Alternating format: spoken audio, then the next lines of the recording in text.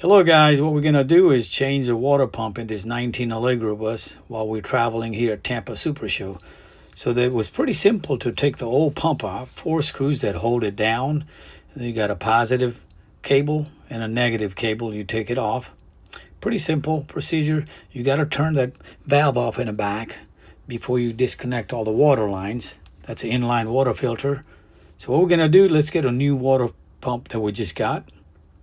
And before we install it, we're going to make sure the new water pump is good. So what we're going to do is get the pump out, and they have these fittings that come in with it, that if you have a different connection, you can have these fittings for a water line, but we don't need to have that in this Tiffin bus.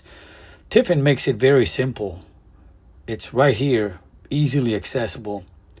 Now what we're going to do is, you see this red wire that comes extra, because you don't need a red wire, that positive cable. You just take that off and use the one that you took it off from old pump and put it straight up here in the top of the head of the motorhome, on the water pump.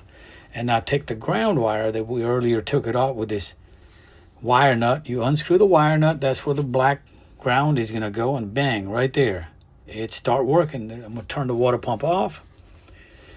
Let's connect this ground wire up, and now it's time to hook all the water lines up. So we're going to install this inline water filter before we put the pump back on the platform, so it'd be a lot simpler to do that.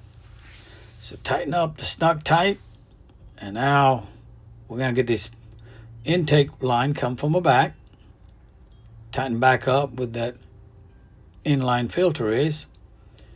So that's your intake. Once you tighten up snug tight, we're going to use a plumber wrench after we tighten up with our hand. Now let's tighten up this outlet where the water goes out to the system. All right, here we go. You got to be careful. You don't want to over tighten up, but you want to just a snug tight so we don't have any water leak.